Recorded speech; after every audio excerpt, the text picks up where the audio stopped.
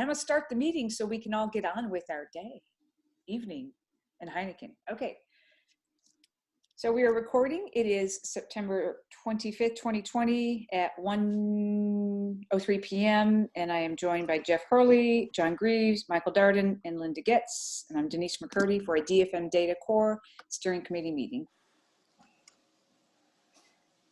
And starting with our antitrust policy for those listeners who may come later, neither DFM Data Core, hereafter referred to as DFMDC, nor its committees and activities shall be used for the purpose of bringing about and/or attempting to bring about any understanding or agreement, written or oral, formal or informal, express or implied, between and among competitors with regard to prices, terms, and/or conditions of sale, credit terms, or marketing practices.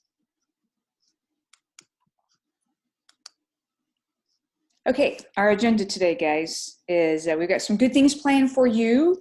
We are going to look at the terms and conditions, hopefully move to a final vote for that. Done some really, really good work. Everyone has. Thank you for that. We have a working group framework to review, and we do have 2 articles of new business. So moving forward, do I have a motion to approve the agenda? Motion to approve. Second? Okay. Thank you, Linda, and thank you, John.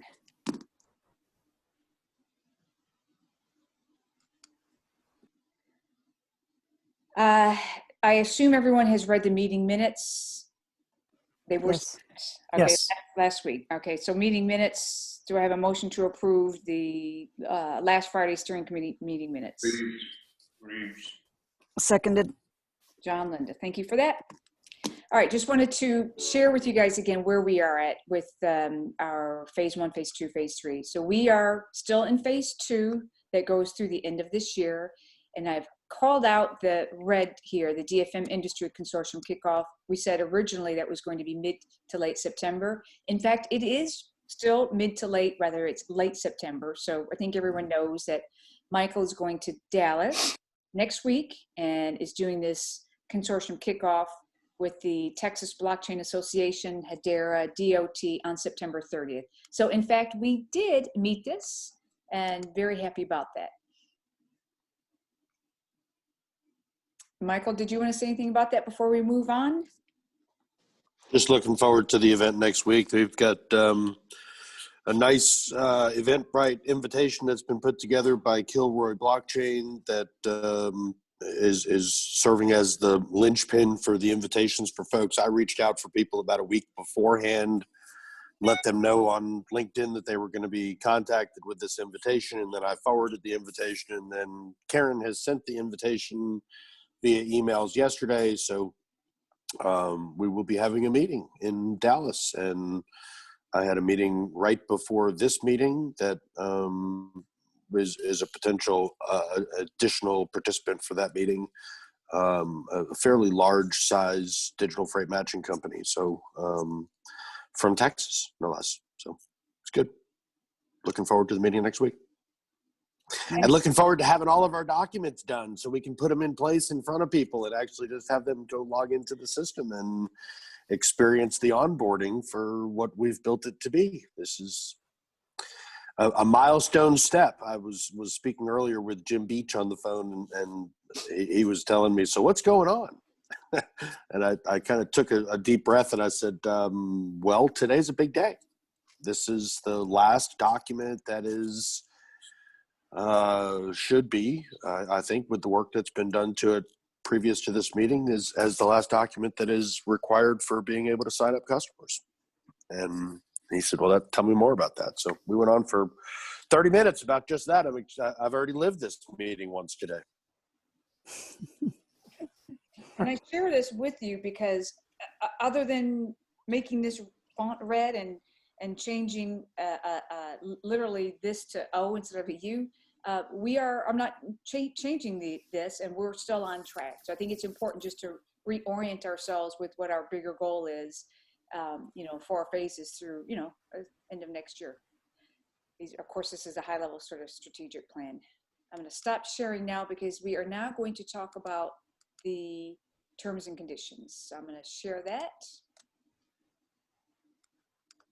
I think we are all but there. and let me also just share with everyone that Mike Turner and I had a meeting with Raj from Dex Freight this morning at 9, and he is keen. It was a good call. He had some good questions, but it sounds like it's not a if, it's a matter of when. I'm just truncating the call, of course. It was an hour call. He is very interested in seeing these documents in a package. And the intent is, if everyone is okay with this today, after we've had a chance to review it and approve it, is to send this in the package documents, in its entirety to him today, in fact, so.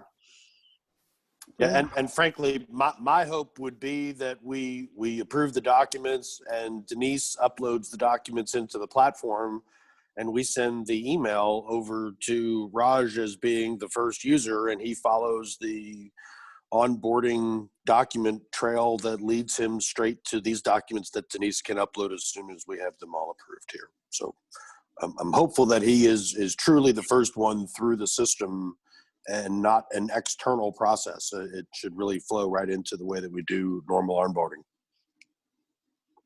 And I've been playing a lot And of system, by the way. See new things there.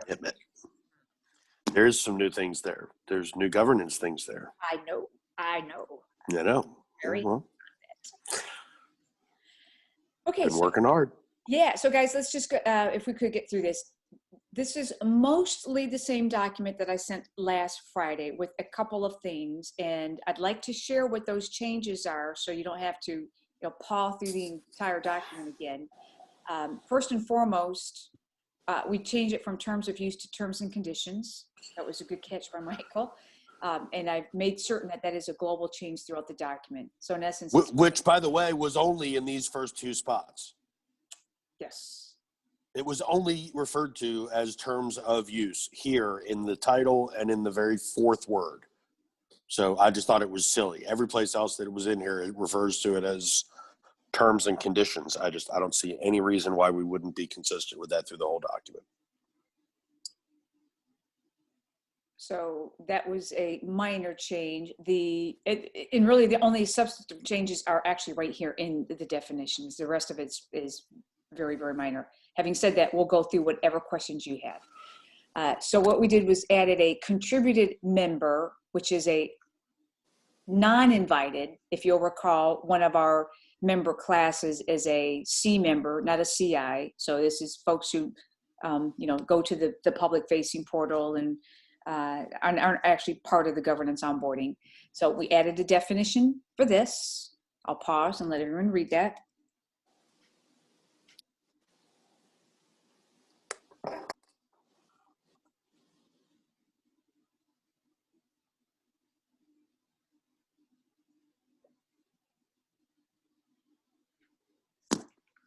Maybe involvement with the corporation instead of in the corporation.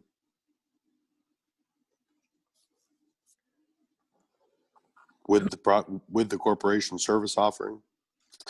I don't know. What the issue was that this was written in here and it said contributing member and gave the definition of an invited member.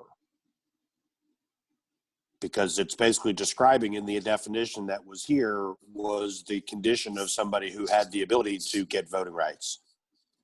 And we didn't have contributing member added. So that's the reason for B being inserted where it is alphabetically.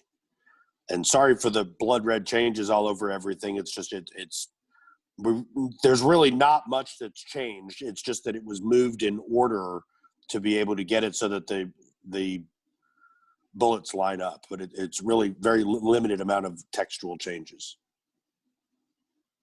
If this is supposed to be in alphabetical order, doesn't L come before M? H would be incorrectly located. You're correct. Yes, you are. Okay.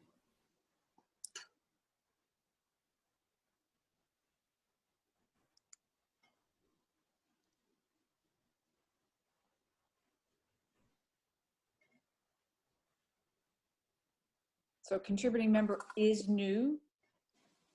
And I agree with Michael's adjustments there with the preposition. It kind of is a big deal.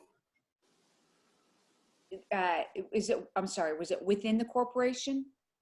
Just with. With, yeah. Okay. And it could be with the corporation's service offering, to be even clearer, Do we if use that's what we're calling it, whatever that is termed. services, I think. Yeah, Okay. it's right there defined in right at the top of the next page. Gotcha. Services means the provisions of software. Yep. Corporation. But the contributing member isn't really participating with the services, are they? They're just displayed in a directory more than anything else. But Okay. that directory is Is available an by. aspect of the services. That's correct. Okay. Yeah, so it actually might be technically correct to just to say with the corporation. I mean, I'm fine either way, but the services, they're not actually involved with the services. They're just involved with the corporation. It's a website with their name on it. Well, but it's only a website with their name on it if we have said that they fit the service criteria. If someone comes to the website and self-certifies and says that I'm this, they don't show up. So the part of our services is to be able to do some vetting of those contributing members that are trying to be able to come on their own. So I think the fact that they're granted the listing and some rights to be able to maintain a profile is part of what our services are. That's true. And saying that its involvement with the whole corporation is making it much bigger than it needs to be. This is a contributing Right. member that is just coming to the external website and basically filling out an application. And if we find that their application is one where they would be a good invited member, then they would go to there. But the contributing member is really pretty narrow. Yeah, and this isn't involvement, it's who applies for involvement.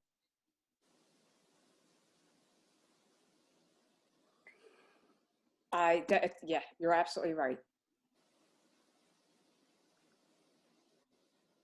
There's no changes to C from what was said last Friday. Just again, just churned Just right. moved for the order purposes.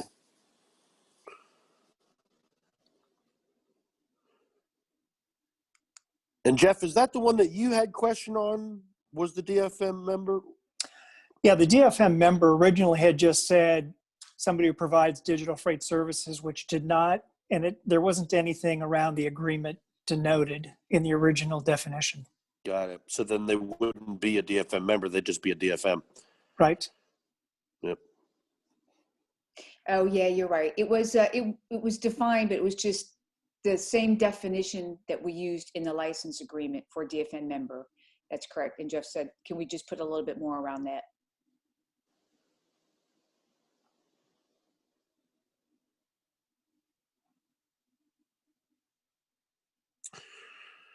So any thoughts on the DFN member? So I'm at C here.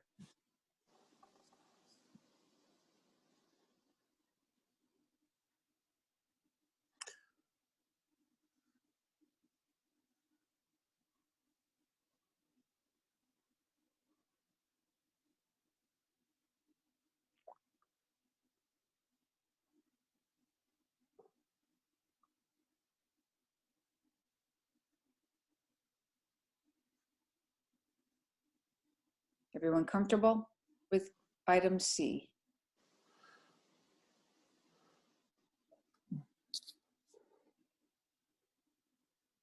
Yes.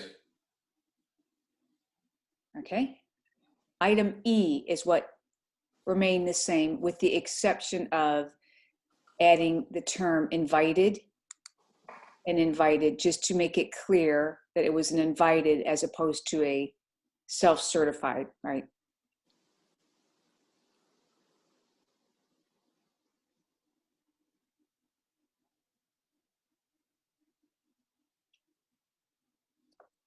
F did not change. G did not change from last week. I did get an explanation of the of even date herewith. That is, in fact, legal terminology, which means the same date. And that's sort of standard legalese. So that's why it reads that way.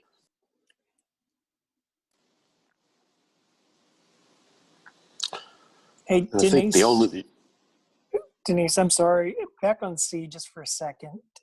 Something was sticking with me. I think that very last sentence, a DFM member may participate in working groups, should stop there, because you could have a non-equity DFM member who is not eligible for the steering committee. Yeah. And may participate in the steering committee if elected by other DFM members. Yeah, it's sort of implied that if they're participating in the steering committee, if they're elected, but I can certainly, we don't actually go into the equity in the T's and C's. We can if we need to, but if I We really don't need to, because it's post the membership agreement and post the subscription agreement that they would get to the We the don't- shareholder agreement.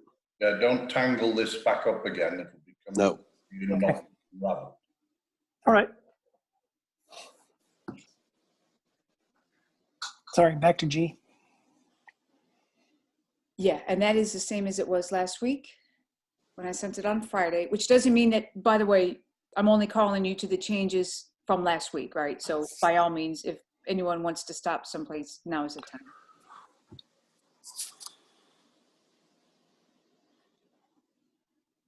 Okay, moving forward. I just, Quick question. Sorry, it's just a wording thing on E.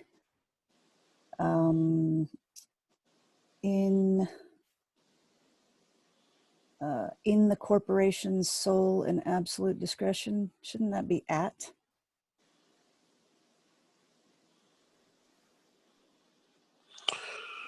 I don't think in that case it matters. Okay.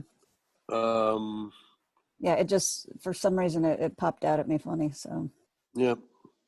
it's John's language, so this would be more legal language. I can certainly ask him if there's a more. It's not substantive. Yeah, I think it reads okay. Okay.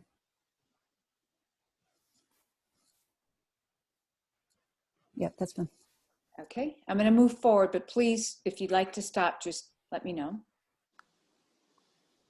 Again, this is read, but this is what was sent last Friday. And that's basically, that was it. Yeah, I think that's all the changes. One more, we change it from delete to deactivate. Oh, and that's an important one also. Important, yeah. It initially said customer may delete its account. But if you look at the definition of account, there's no way they could delete their account. They could deactivate their account, but their account is made up of their personal identifying information. And that may be worth looking at if you want to just go back up to the definition section at the very top and just read the definition of the word account, because I got right there and I was like, what does that mean? How does that work? But if you look at the definition of account means the customer's personal identifying information through which he or she gains access to the services provided by the corporation.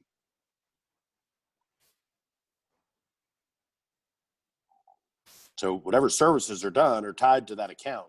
That account can't be deleted. It can be deactivated, but it's primarily part of the system. Everything in the system is anonymized and is converted into hashes, so it's not human legible.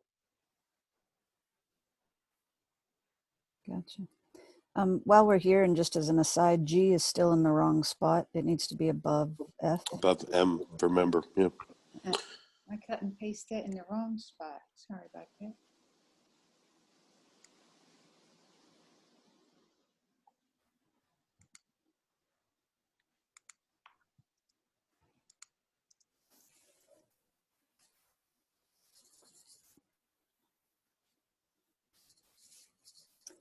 Thank you, Linda.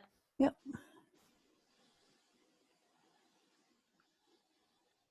So was there any specific area that anyone would like me to turn to at this point? Because that was it as far as changes that we've made since you've seen this last. I'm good. I'm good. Good. Okay. Then, can I have a motion to approve the terms and conditions? Yes. Second. All right. Thank you for that, guys, very much. Of course, you'll see the final version and all the red lines will go away. And a copy will go into the Google Drive. Oh, yeah. I send, yeah, in the Google Drive, I put all the meeting minutes, and then I have a folder of final documents of the PDF versions so that everyone can easily get to those and not have to paw through everything. Let me save that. Which they'll also be in the platform, like starting this afternoon, Yes. shortly after this meeting. Yay. Yes. I plan on grabbing hold of Denise right after this meeting because Yeah. until these were turned green, I was not putting any documents out there. So please change the color for me. It's mental. Right there. You see, I put XX on that. I wasn't going to put the actual date. I didn't want to tempt fate here. Okay, we are now green. Yay. Green means go. Green means go. Green means go, baby. Everything's lined up. Everything's all right. So now this is our document package. So we are in very, very good shape, guys. Excellent. Excellent work, everybody. Thank you. Yes. I know this was laborious at times. All right, so getting back Well, it's to funny because people ask what you've been doing with it, and I'm like, you really don't want to know. It's there's some sausage making going on, and you don't need to know what's in there. Just enjoy the flavor. Oh, we've all enjoyed it. John especially. I know. Indeed, yeah. Salt and vinegar. Uh-huh. I've been enthralled by the. In all seriousness, it's a commendable piece of work, and the entire recording as guidance on creating a digital transformation company. It's an excellent tutorial between the guest appearances by lawyers and the contributions of this team and the thoughtware that occurs from Dr. McCurdy between meetings that leads to guidance in these meetings. You know, if one was an MBA professor at Wharton, you would be pleased to use this, frankly. I got to tell you, John, to be able to put on the project scope of the fact that there was going to be from June till October an entire governance that was established was a daunting task. And having the services of Denise and your relationship with her and with doing standards and support and the roles of Jeff and Linda understanding and participating in each of the right areas. We've had the right people in the right seats, motivated by the right thing to be able to get it so that we have a good piece of work to be able to go forward with. And I'm proud of the work that we've done with it, and I'm looking forward to being able to share it with others. And I have to thank you for that, John, but I have to add that the steering committee, you guys have been fabulous because it is a lot of work to review documents, to be on these meetings every Friday.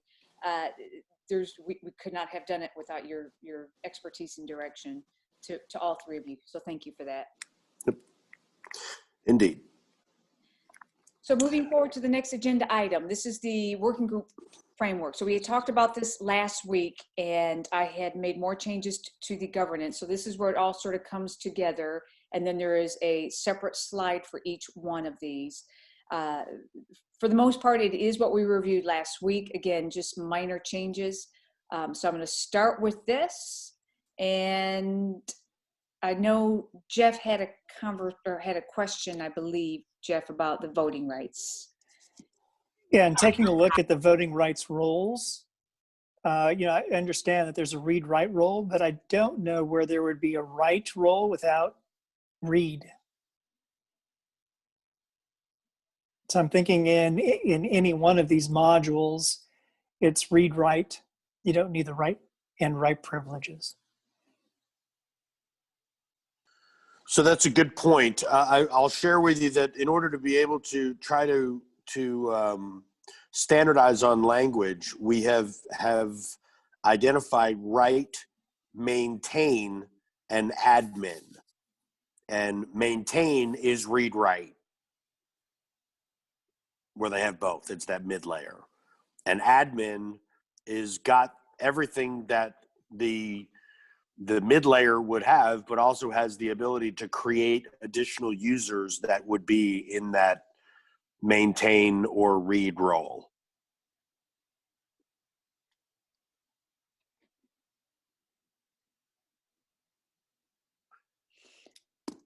So I'm certainly, if this makes it more clear, I can just say with the requisite privileges and keep it a little bit more generic. And I think that actually, so members with the So I don't know why we wouldn't use maintain. Members with accounting module maintain rights or maintain privileges, and maintain should be capitalized as it's the name of that.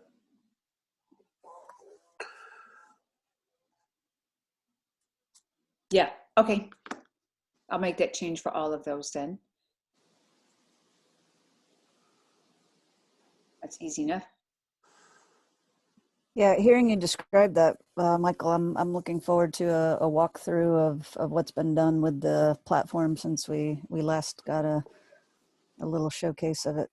We can do that actually, because I am logged in and I can easily share that. Denise has probably played more on it recently than I have because she's had more of the tutelage and time to play with that piece, but I'm happy to look at it with you as well. And I did have a good talk with Deepak today. So Excellent.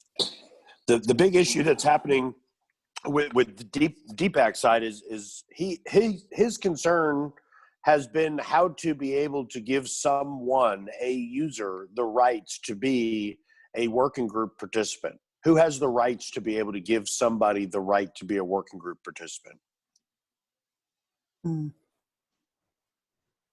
Right. So then it gets more complicated. Who has the rights to be able to give an individual the ability to be the contributing member for their organization?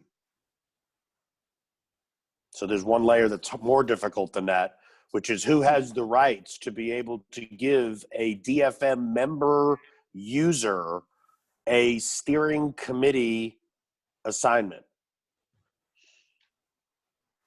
Mm. Yep. And all of those answers are me.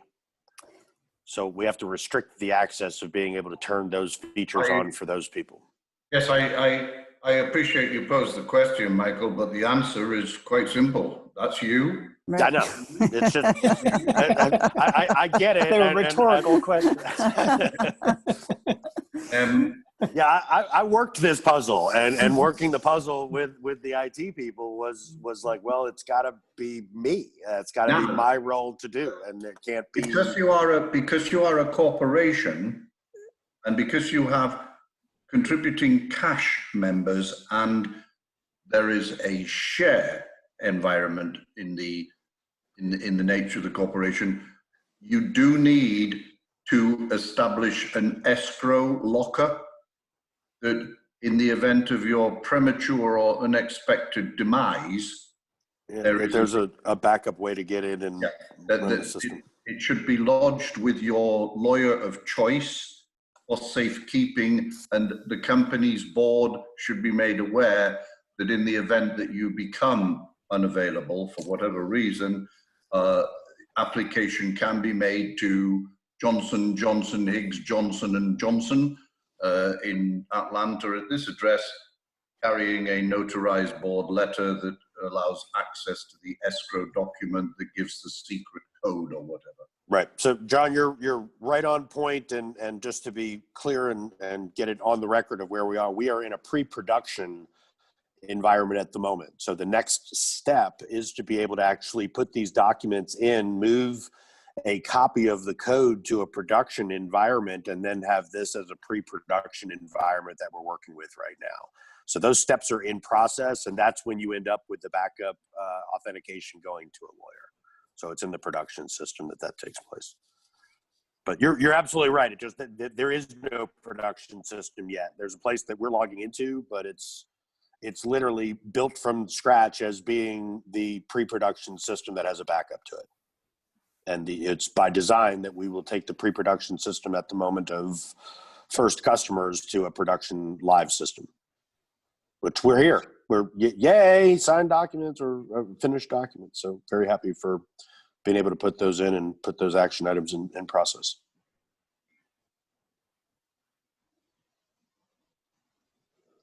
So for the purposes of going through this particular agenda item, which was, have you guys had a chance to review the proposed working group framework? And again, there is a specific proposed charter for each one of these. We've been through them. I've made very minor changes. We can certainly go through them. If you'd like to do that review now, if you feel like you have not had enough chance, because I'm conscious I'm pushing a lot of information through you, just let me know.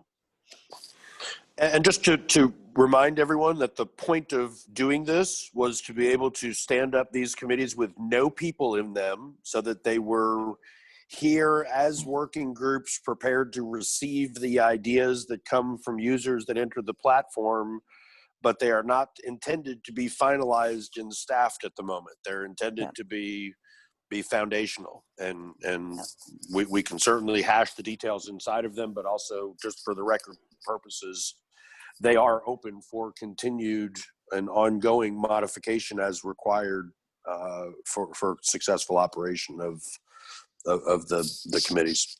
Yeah, I would see that as one of the first committee functions is to go through the goals and order them and clarify them. I think that what's there is a good foundation, and it'll be up to the actual working groups to validate that those goals are there and the priority that they put on the different bullet points. So That makes sense to me. And just so you know how we plan to use this information is for each one of these, as you know, with this fairly high level structure, this language will be, and you'll see it in a minute, will be on the portal so that we, again, at least we have that foundation. And absolutely, this is not meant to be prescriptive. It's meant to just say at a high level, these are the types of things that each one of these groups would do. mm-hmm. Yeah, I reviewed and I only had 2 small things beyond the read-write comment. So, and Denise, if you like, you and I can cover that later, or Please bring them up, quickly. Jeff. No, please bring them up. Yeah. This page right here on number 3, Mm-hmm. identify and resolve intellectual property matters. Again, we had said we're not resolving, we're seeking to resolve. Yep. Good catch. Seek to resolve. Done.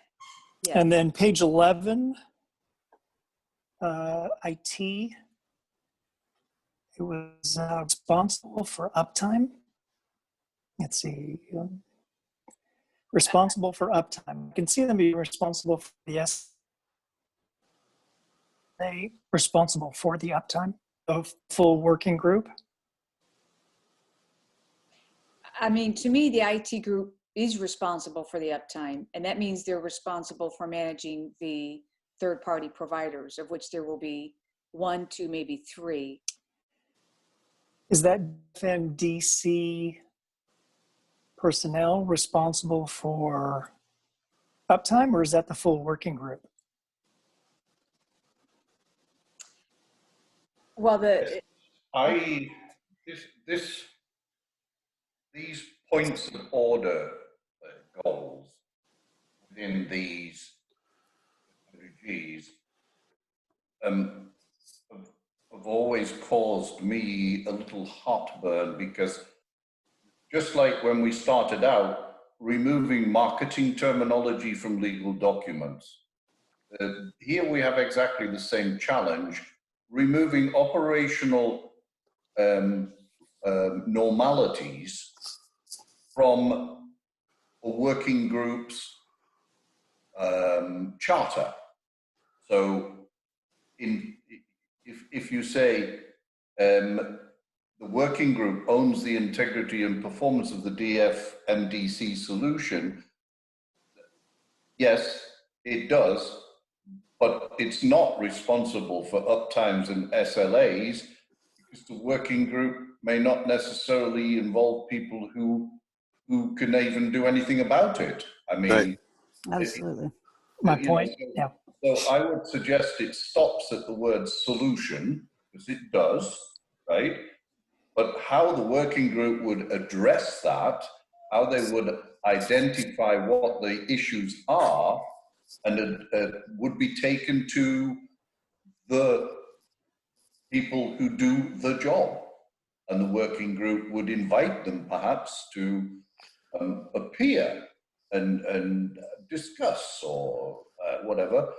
And if in doing so, the IT working group realizes that in fact this is a hell of a problem because we never anticipated that we would have 63,420,000 transactions per second, and we're not scaled for that right now, then the working group agrees with management some breaks or some resolution that's operational.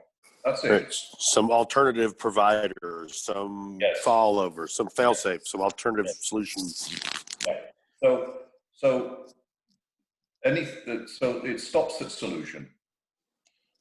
Yeah, I completely see where you guys are coming from. In fact, using that same logic, then I wonder, I even question the first part, which is owns the integrity. Does it actually own the integrity and the performance? Sorry. Yes, it certainly does. In a software corporation, integrity of the software, let's call it cyber security. Let's call it, JB Hunt, and here I go again, it's JB Hunt Day again. JB Hunt breached the integrity by abusing their access and subbing out DFMDC information technology secrets, etc. No, the wording is correct. It has an integrity. It also has a performance criteria. Okay, I understand. And Jeff, I see where you're coming from as well, though, because DFMDC core really is responsible for the solution, which is managing the third-party suppliers. This is the working group. So That's correct. Yeah, I see exactly where you're coming from. Yeah, I had a question with the word owns, just because defining what that means is challenging. I think it's also sort of to Jeff's point, right? Do they own it, or is that DFMDC, or do they manage or They review it and provide feedback. I think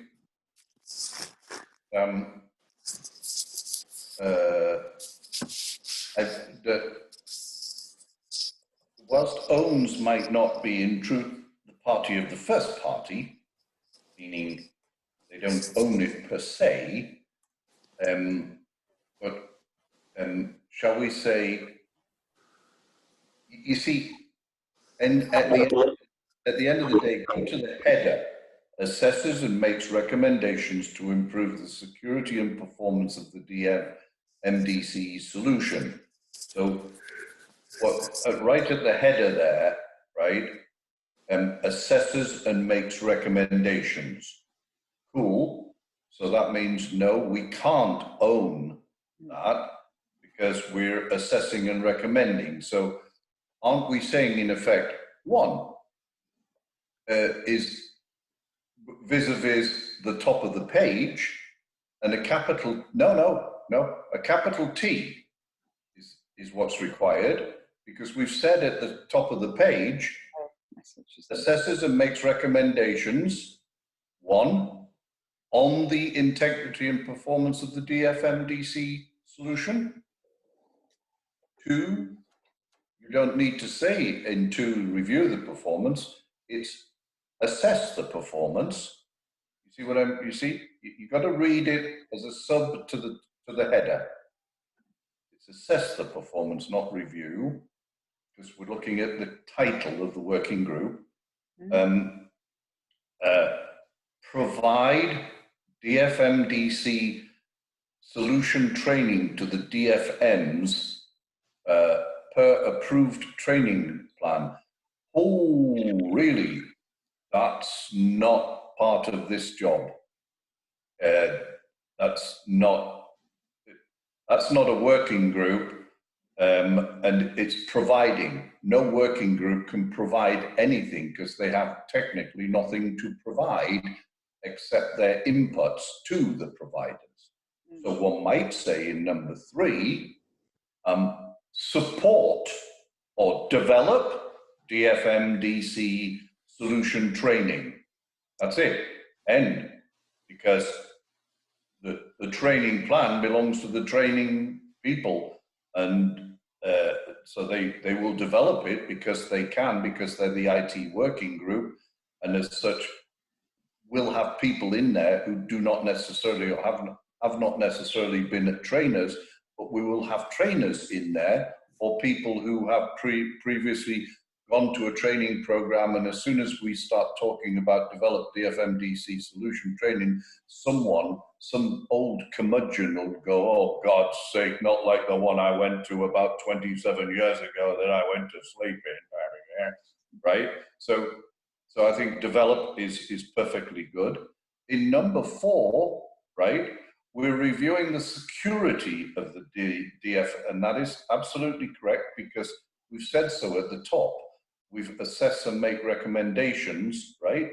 So we continuously review as a working group the security, right? But again, take out the word review and capitalize the T, and we again match the header statement, right? And identify enhancements needed to improve the DFM, and identify enhancements. And I know we've touched on this before, but assesses and makes recommendations to improve the security and performance of the DFMDC solution by identification of possible enhancements. Identification of possible enhancements. You remember a couple of weeks ago, we kind of labored a bit on this because it was felt, and rightly so, that by saying what we said in this line 5 a moment ago, any Tom, Dick and Harry could wander in, throw something on the table and have an expectation that the enhancement would be enhanced. So this makes it clear that the working group assesses and makes recommendations to improve the security and performance of the DFMDC solution by identification of possible enhancements needed to improve the DFMDC solution from an IT perspective. Ba-bum. Lovely. That is your title, header, purpose, goals. And I can't think of another one in terms of information technology, assessing and recommending. And the inputs, of course, are perfect because that's the only ones you've got. And the outputs, well, again, I'm a little twitchy. Performance reports for the holistic DFMDC solution against agreed SLAs. Confirmed ideas via the member voice portal. Okay, performance reports from a working group, no, the performance reports are generated by the system, surely, and the performance reports are given to the IT working group, who then do indeed assess against agreed SLAs. So in that outputs box, right? If we look at saying something like assess operational performance reports. In fact, it's rather interesting, isn't it? But assess operational performance reports against SLAs as number 6. Because it's a goal. What the output is simply saying is receive performance reports from operational personnel. I put that as 5 because 6 is a No, common. you're fine, Denise, your document, right? So the outputs again remain, right? Receive.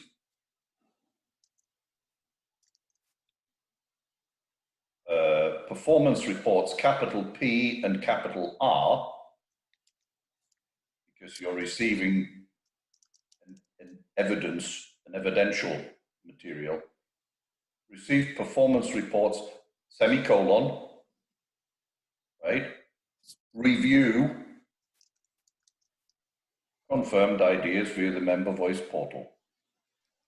We're done. And Is that an output, receiving the performance Receive? reports? Yeah. yes, because the output is someone else's output that come in. But if you look at inputs, you see you've got in the inputs you've got DFM transactional data performance report. Oh yeah, you see, there is no need for that output because we've moved the output to 5. So that actual receiving is already dealt with as a goal now, right? In fact, the outputs of this group, right, might be a punctuated list, Denise, that matches 1, 2, 3, 4, 5, 6. In other words, outputs from the IT working group would be integrity report, comma, performance report, Yep. comma,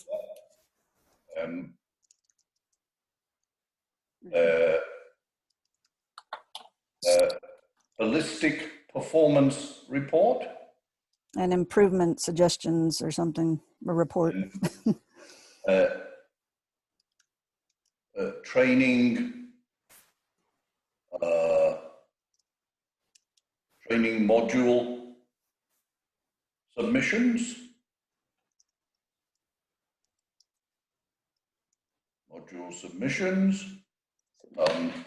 security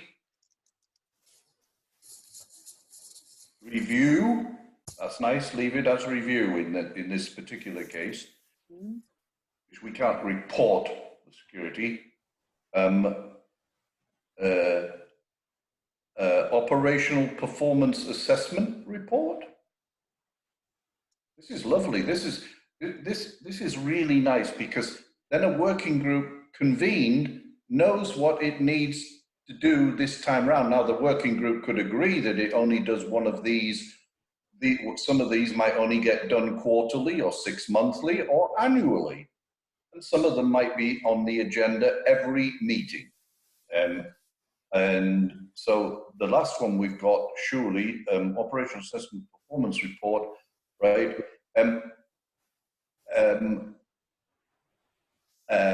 Member enhancement validation report. Ooh.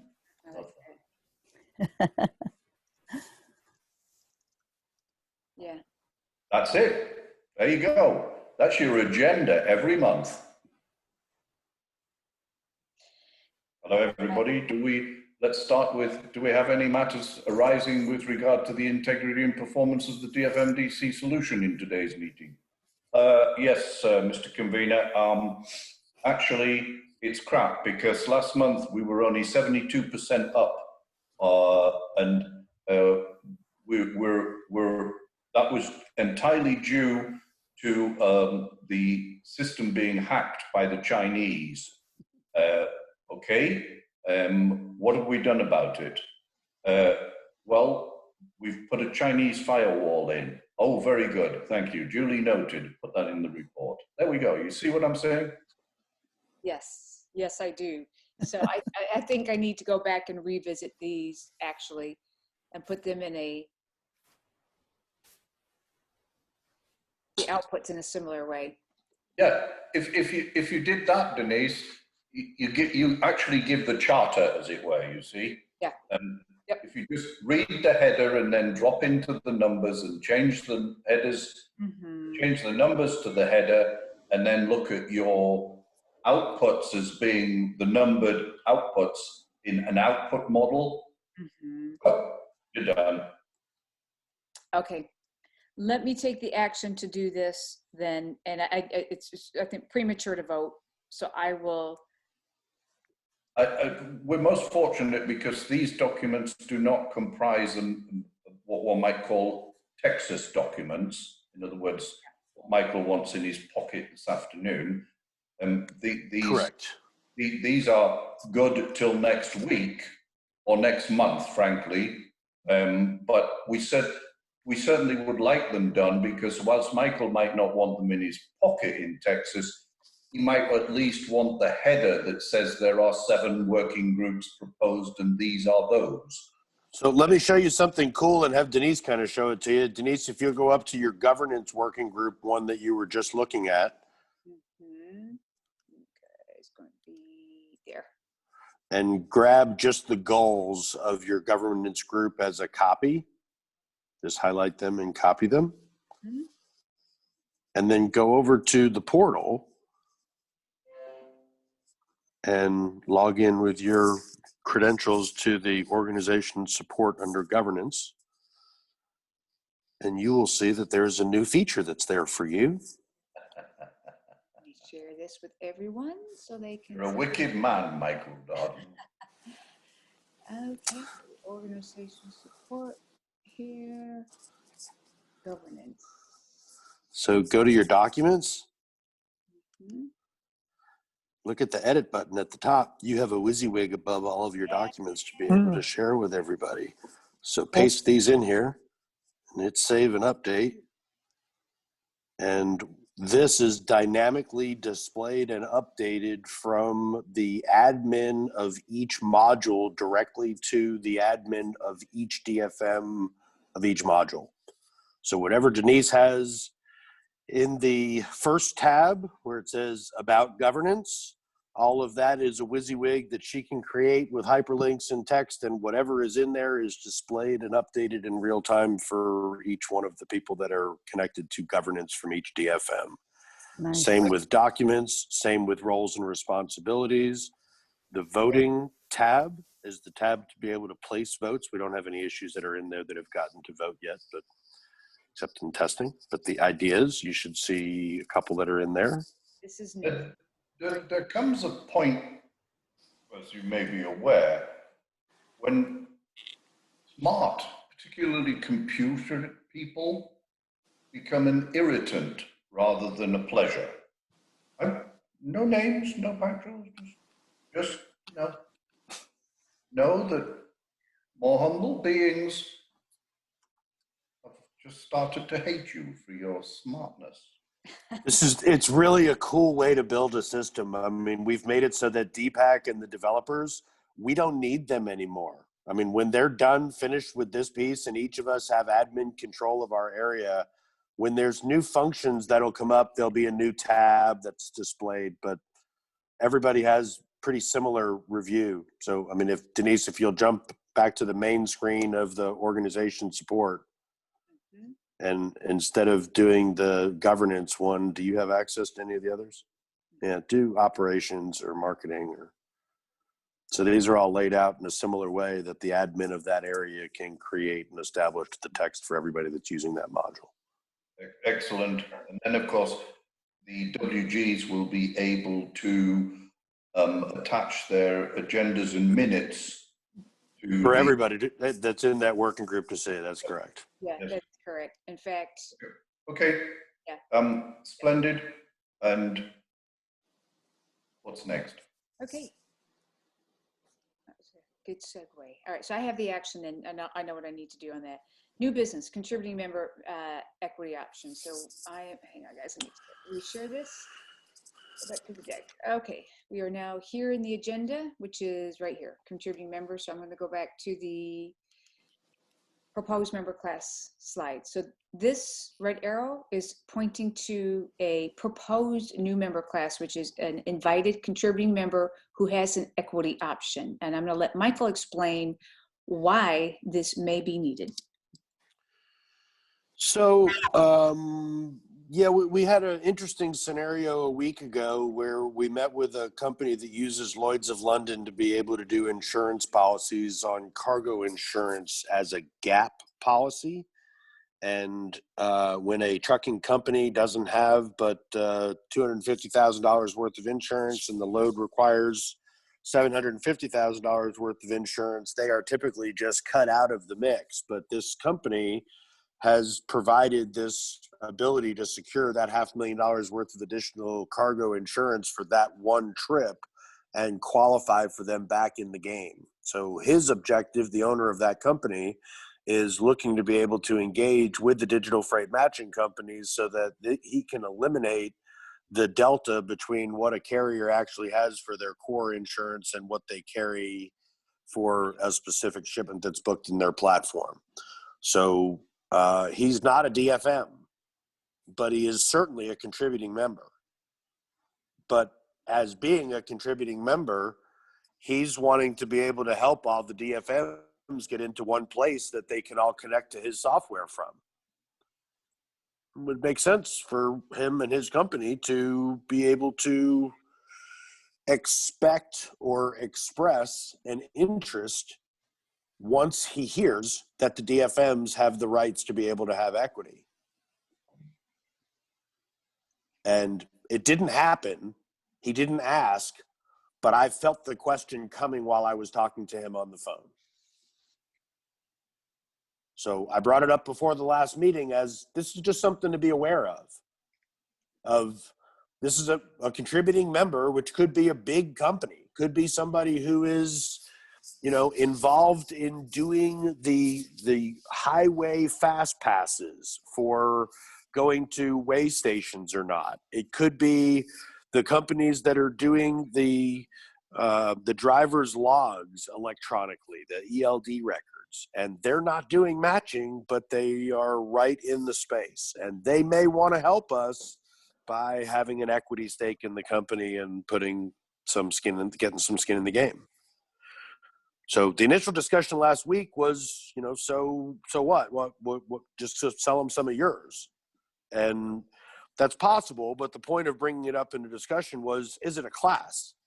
Is it something that we should be defining as being something that we sell to, that we allocate a certain amount of equity for them to be able to participate in? Ready?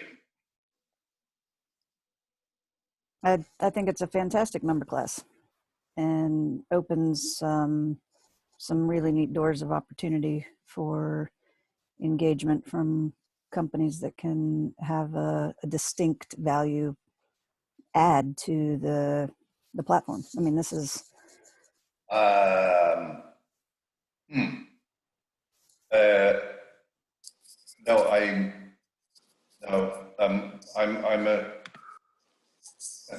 I'm of a different opinion. the number of companies that I have worked for where the actual shareholders were largely unknown. There was the boss or whatever, and you knew that Jimmy, who periodically dropped in, owns a piece of the action, but you don't know how much, and anyway, you don't care. I think this is exactly that model. If Michael Darden chooses to allocate, transfer, relinquish, or sell DFM Data Core stock to individuals, corporations, or others, and if those two parties care to divulge that they do have a stake in the ground, as it were, then that's a matter for them. I do not believe that it impacts, unless, of course, you were to say that, the buyer was a member of the Cosa Nostra of Greater Atlanta. That might be a bit of a challenge, but then again, that's a shareholder issue. That might be a board issue where the board may come along and say, we have a proposal from the chairman, Michael Darden. He wishes to lower his stake in the company by 8.5% in the material transfer for value and money to XYZ Corporation of East London, UK, go ahead is the vote, or the board might say, well, can we adjudge due merit of the party acquiring and their intentions to be honourable and fair? Yeah, I've been in board meetings as a director in that situation and done that as well. But as to it being, or there being a member class, no, there might be an article of agreement that is held by the company that says, in the matter of providing DFM Data Core members with gap insurance please go to 1-800-THE-GAP. Right. Make your deal. That's I think this is the designation is just required for them to have the ability to dial into the platform and to participate in working groups, etc. Right? Or am I not No, understanding? they've already here? got that, right? The invited one, the one that's just to the left of the red arrow, that is the CI. When they get invited to be able to be a contributing member, they're getting invited to certain working groups, and in that working group designee, it's going to control which menus that they see. But they really don't have any, quote, vote. I mean, as a contributing member, they can participate in working groups, and they can be in those working group discussions. But there's really not a way to graduate to that steering committee level. The only way to get to that steering committee level is if you're specifically invited by the formation of the company, where we are right now with John Greaves. I mean, the class CI is specifically John. Mm-hmm. Should that criteria look like the one under CI, where it's just by invitation as opposed to active working group participation? You mean, should CIE look like CI? Is that what you're asking, Jeff? Yeah. In terms of the criteria to be able to join the steering committee.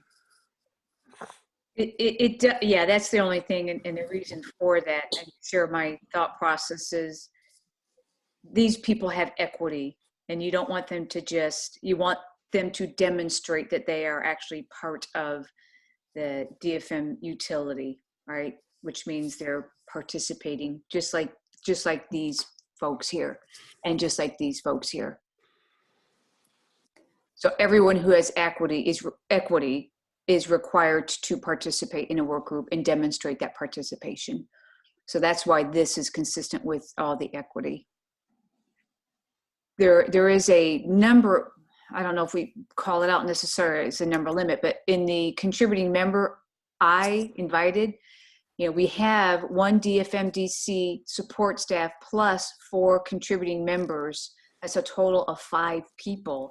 That's all we have right now in the bylaws. So I think what this gives us is an opportunity to invite more than just the 4 people, right?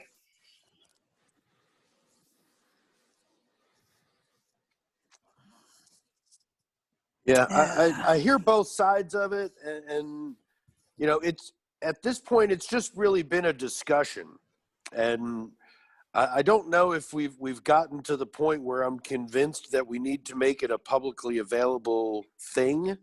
I think it's truly more of an exception thing, that if somebody is not a DFM and they are participating in a contributing perspective, and they have expressed an interest in wanting to be able to have some equity in the company, I'm expecting that they would be expressing that interest to me. And right. To John's point, and to the point that Linda has made previous to this, I don't need to be able to pigeonhole that into something. It doesn't have to be the case. So I don't know if it needs to happen. I'm glad that we have it, something that we've identified and we've taken some notes on.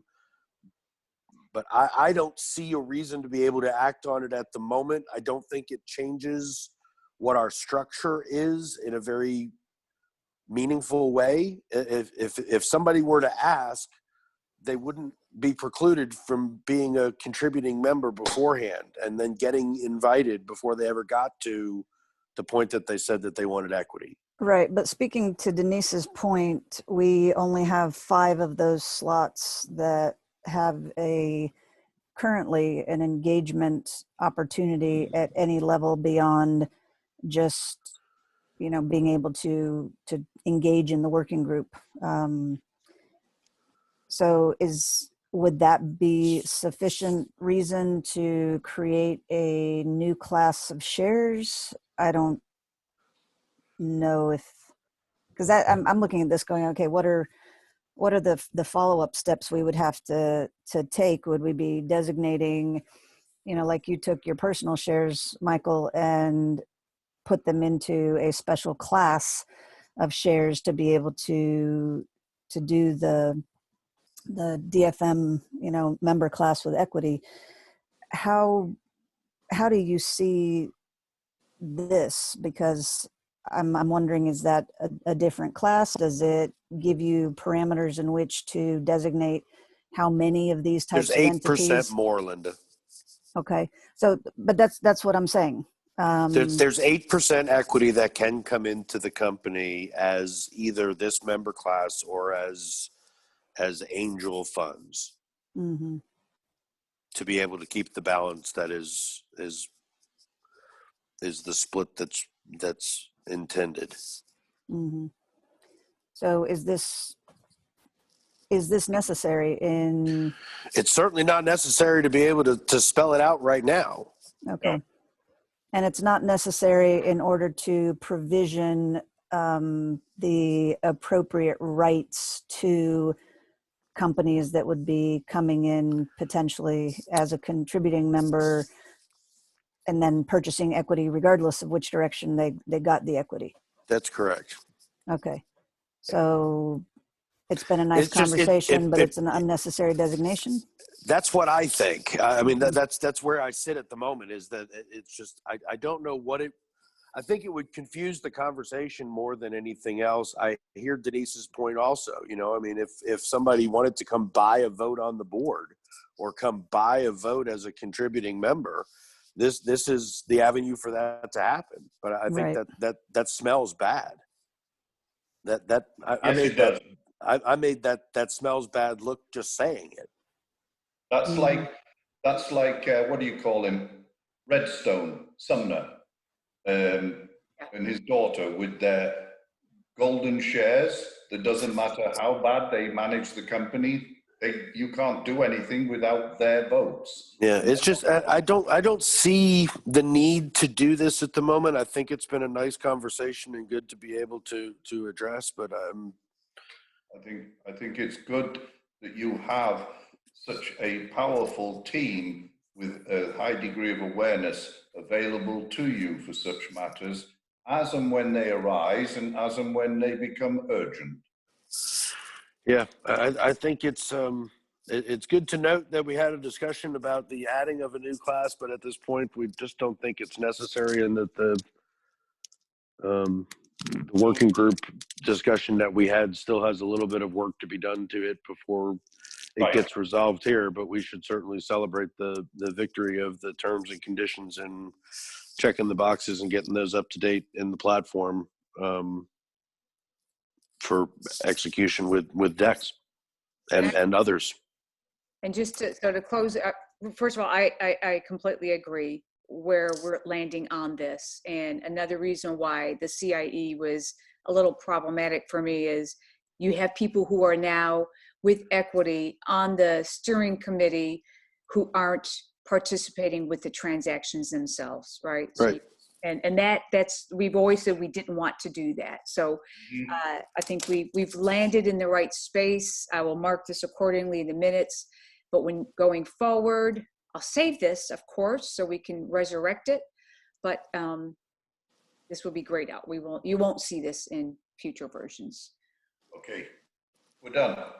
I think we are indeed, oh, there is one last thing, that's the creditor investor agreement. But Michael, I'm not certain if you want to talk to, at least that we have a generic agreement, but we don't have. Yeah, so let me talk to it for a minute, because it's a little more than just a generic agreement, but it is standard. So in order to be able to engage with accredited investors and to be able to have the mailing that we are planning to send out to each of the digital freight matching companies, explaining what their options are, that is the fact that there is a member class of being able to participate in the digitization of the freight movement space, and that this member class has a subscription fee and a participation and a license, and this is the way that you get there. And oh, by the way, you are, by being one of these companies, qualified for receiving the following package of accredited investor application forms.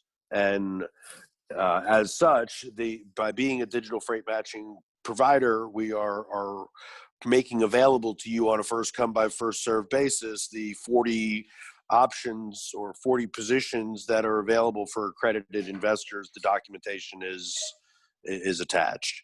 And that letter will come certified return receipt from us to all 250 of the digital freight matching companies, where when they receive it, it'll be a process of being able to process the return receipt response, and for an emotional component of being able to go through I'm receiving a certified return receipt letter to I have an opportunity to be able to invest in this company that I'm qualified for because I have a company that does this other thing. Let me go read this. And that's what we want, is to be able to drive people to be able to look at what the opportunity is, and getting that over to them and having them with the ability to be able to set up appointments with us for onboarding is the objective. So right now we have a 4-page accredited investor agreement document that goes through the questionnaire of you personally being an investor or a company being an investor, and what is required for self-certification of those pieces of information. So we can certainly share a copy of that, but the driving factor of this ask was not to be able to get the standardized version, but rather to be able to get the text that needed to be included to inform these DFMs that we have some intellectual property and a license that we're here to be able to offer to them, and that there is an opportunity for them to potentially invest, and here's the investment steps of what they need to do next. You've been notified. Yep. So those steps are underway. We have the 4-page document. The attorney has told us that he is going to meet back with us next week with a draft of the legal elements. David is writing the marketing elements of that same message, and they will be assembled in the next 10 to 15 days from now into printed and stamped and sealed and return receipt addressed envelopes and sent out to everybody. Wonderful. So if you want to share that standard document, Denise, with Jeff and Linda and John, I welcome you sharing it with them. There's nothing that's too dramatic in there. It really is pretty standardized documents. I don't think he had to change but a couple of names fields. But the point of what we paid him to be able to do was to work on this letter. So Yeah, I will send that with the meeting minutes. I'll just send it all out in one go so you can see that. It's a short document.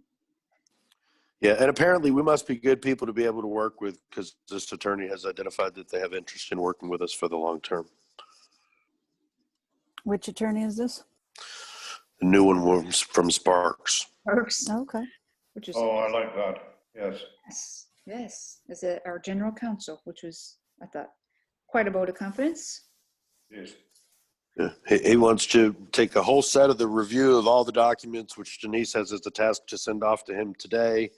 There is additionally, following this meeting, the task for Denise to send the entire package of documents off to Dex Freight, and that same package of documents will be uploaded into the platform for my testing this afternoon and tomorrow morning with the developers. So things are looking good. I feel like we should have like the pop of a champagne bottle, sound right now, because I have one. It's seriously, I've got one chilling in my fridge. too bad we're having to social distance though. I know. Yeah. Someday. It will happen again, I'm sure. Yes, Yeah. it will. It will. Well, so before we close in, any other new business?